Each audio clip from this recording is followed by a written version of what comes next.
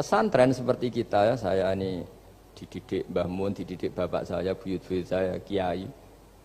Itu sekali alim, yang alim betulan, itu ya alim betul. Ya karena memang yang repot nih yang agak-agak dukun itu ya ribet itu. Penting rambutnya gondrong, terus terkenal gak pernah mandi, terus nanti ada orang tertentu tertarik minta doa. Ini yang ribet ini, susah ini sertifikasinya susah ini karena. Tapi kalau kita ini di pesantren yang cara sertifikasinya jelas. Jadi berani jadi Gus harus bisa baca Mu'in gitu, berani jadi Kiai harus bisa baca Wahab. Aturan mainnya jelas kalau di ini. Yang repot tuh yang sebagian itu aturan mainnya tidak jelas. Terus promosinya itu pernah datangi menteri loh, pernah datangi, wah ya ribet kalau ukuran keren tuh didatangi apa? Menteri atau pejabat. Saya teruskan ya, karena ilmu itu harus menyelamatkan kita sampai di depan Allah Subhanahu wa Ta'ala. Nah, ketika kita menyifati Allah itu az-zahir, zat yang begitu jelas. Itu kalau kita kan kok begitu jelas padahal nggak bisa dilihat, terus kita sendiri tidak pernah melihat. Tapi eksistensi Tuhan sebagai Tuhan, yaitu al-wajibil wujud, itu jelas sekali karena nggak mungkin suatu yang wujud diciptakan oleh yang tidak wujud. Kenapa harus awal? Masa pencipta datangnya terlambat? Terus juga harus bakok itu abadi atau al-akhir kalau dalam bahasa Quran.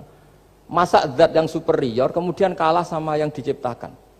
Berarti nanti ada kekuatan besar yang mengalahkan Tuhan. Ya kan aneh, kekuatan ini dalam kendalinya kemudian Allah kalah kan tidak mungkin. Makanya disebut al-akhir. Allah pasti tidak ada yang mengalahkan. Terus diantaranya lagi disebut qiyamuhu binafsihi. Kalau dalam bahasa Quran disebut al-qayyum. Zat yang berdiri sendiri. Gak boleh Tuhan butuh yang lain. Kalau butuh yang lain berarti bergantung pada yang lain. Dan nggak usah jadi Tuhan lah kalau masih butuh yang lain. Sehingga karena kekuatan ini, saya ulang lagi, karena kekuatan ini, ketika anak-anak mahasiswa kuliah di Jerman atau di Swiss, di negara-negara yang lebih bahagia ketimbang negara yang mayoritas Muslim, itu mungkin mereka tertarik sama sistem negara itu karena ada jaminan sosial ini. Tapi nggak pernah tertarik sama Tuhannya negara itu. Karena dihitung-hitung tadi Tuhannya mesti keren kita gitu. Jadi, nah ini cerita ke saya Abdul Haddad. Kata saya Abdul Haddad, kamu tidak usah khawatir lah umat Islam murtad atau jadi ateis gitu. Karena penjelasan tauhid Islam itu begitu jelas. Jadi by design manusia itu pasti nerima tauhid kira-kira gitu. Jadi ini pentingnya adz-dzahir. Jadi Allah itu begitu apa? Jelas. Tapi Allah juga mensifati dirinya al-batin. Nah, al-batin itu gak mudah dikenali. Kenapa? Karena tubuh kita desainnya ini profan, tubuh kita tidak sempurna, rentan. Nah, tentu sesuatu yang nggak sempurna ini tidak bisa melihat zat yang super apa? Sempurna. Kita bisa rusak sementara Allah tidak. Nah karena alasannya tubuh kita ini didesain untuk rusak, maka di surga itu keyakinan para ulama orang bisa melihat Allah karena desain tubuhnya sudah dirubah dari desain profan menjadi keabadian. Sehingga di sini terus ada kelayakan melihat. Itu pun tetap min ghairi kaifin walan hisorin, tetap ya bisa melihat tapi corong Jawa itu kecelok melihat tapi tidak sampai faham. Karena bagaimanapun Allah itu la tudrikul absar wa huwa yudrikul absar. Bagaimanapun Allah itu laisa kamitslihi syai'un, tidak ada padanannya. Jadi makanya Allah punya sisi adz-dzahir bisa dikenali sekali. Kenapa? Ya tadi nisbatus naini wal arba'ah ila ma la nihayata laha itu nisbatul far'i ilal asli. Saya punya kitab Pak Fathul Wahid, diajar Mbah Mun dulu, kitab Al-Husunul Hamidiyah. Itu yang ngarang itu ya kayak kelihatan ngawur, tapi ngawurnya orang alim. Jadi di situ ada gambar, gambarnya itu nggak jelas. Mungkin pengarangnya juga nggak bisa gambar kayaknya. Wah bulat, benang bulat ada, gambar gunung ada, gambar yang tambah ngawur ya banyak sekali. Gambarnya itu nggak ada yang jelas. Tapi dari nggak jelas itu beliau bilang gini, gambar yang bulat ini, yang nggak jelas ini, tetap kamu punya rumus kan? Itu dimulai dari satu titik. Mau gambar gedung tingkat 5, mau gambar hutan ada harimaunya, tetap dimulai dari satu titik. Ya alam raya ya seperti itu, mau ada Mars, cek mau ada Jupiter, kayak tetap dimulai dari situ titik. Nah ini namanya nuqtatul wujud, titik kewujudan, yaitu Allah Subhanahu wa Ta'ala. Sehingga ketika kita ngaji, ketika di pesantren dulu, penjelasannya adalah Al-Quran maknanya dipadatkan di Fatihah, Fatihah dipadatkan di Bismillah, katanya Bismillah dipadatkan di titiknya Ba. Nah titik ba ini dianggap titik awal wujud, bi kana makana wa bi yakunu mayakun. Kira-kira Allah mentitahkan karena saya semuanya yang ada dan karena saya yang mau ada bisa saya adakan. Nah, itu sirinya lah. Jadi menerangkan tauhid itu pakai gambar. Gambarnya keliru sekali lah kalau dalam orang seni mesti lihat nggak seni itu.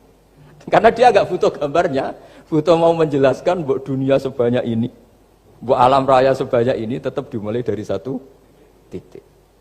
Nah, sehingga di sini ada tauhid qul huwallahu ahad, Allahus samad, dan seterusnya. Nah, saya mohon lewat penjelasan ini ya, baik orang yang ahli teknik maupun ahli medis, ahli apa saja, tolong latihlah memberi penjelasan yang mudah. Sehingga agama ini mudah dicerna.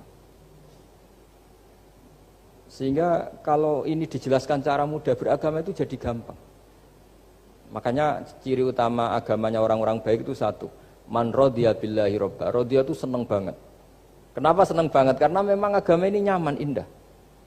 Jadi datang dengan kebenaran yang mudah dicerna.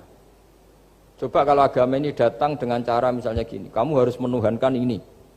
Dan kita tahu itu lahirnya di bumi. Kan ada yang ganjel. Kok Tuhan sama buminya dulu, buminya ini gimana ini? Kan pusing. Buat Anda profesor nggak bisa jawab itu. Tapi kalau Tuhan itu adalah yang ada sebelum langit dan bumi kan, ya iyalah masa Tuhan terlambat datangnya kan, terus enak gitu menerimanya itu. Makanya di antara kekalahan Fir'aun berdebat, ya Nabi Musa ya Nabi lah, juga proses ya. Nabi Musa ketika ditanya Fir'aun, wama Rabbul Alamin, Tuhan kamu itu siapa? Jawabnya Nabi Musa, Rabbus samawati wal ardi, yang menuhani langit dan bumi. Itu Fir'aun masih bisa ngeles. Saya jalan-jalan kemana-mana, yang dituhankan saya, berarti yang Tuhan ya saya dong. Ma'alim tulakum min ilahin apa? Ghairi, kata Fir'aun. Soal Tuhan kamu di langit, begini kata Fir'aun. Haman dipanggil, Haman bikinkan piramida yang paling tinggi, saya ingin melihat Tuhannya Musa. Musa bingung kan? Padahal kalau naik piramida nanti Fir'aun pun tidak bisa melihat Allah kan? Wong yang Nabi yang kiai aja gak bisa melihat, apalagi Fir'aun. Padahal celakanya ketika dia tidak melihat Allah, dia akan mengatakan Allah itu tidak ada, ribet kan? Itu penjelasan tentang Tuhan yang sebetulnya sudah absolut lah. Rabbus samawati wal ardi, Tuhannya langit dan bumi. Tapi itu gak ngefek, di perdebatan gak ngefek. Yang ngefek adalah ketika Musa bilang gini, Rabbukum wa rabbu abaikumul awwalin. Sing nuhani buyutem. Wah kaget pengawal-pengawalnya langsung do iman meskipun secara siron, secara rahasia. Iya, nah, Quran pangeran berarti buyute ra di pangeran. Kan pangerane putune berarti buyute wah ribet kan? Ya kalau Fir'aun Tuhan, bapaknya tambah Tuhan kan, mbahnya, buyutnya. Akhirnya kata pengawal Quran, geblek tenan Fir'aun. Artinya apa? Kadang argumentasi yang sudah benar, yaitu Tuhannya langit dan bumi kan ya benar lah. Tapi itu tidak ngefek, di perdebatan tidak ngefek. Yang ngefek adalah ketika Rabbukum wa rabbu abaikumul awwalin, yang nuhani nenek moyang kamu. Orang mulai mikir, kalau Fir'aun itu Tuhan, lalu nenek moyangnya Tuhannya siapa? Jadi ini seninya, makanya diantara syarat Nabi, jadi Nabi itu sidik, amanat, tabligh, fatona. Fatona itu ada kecerdasan.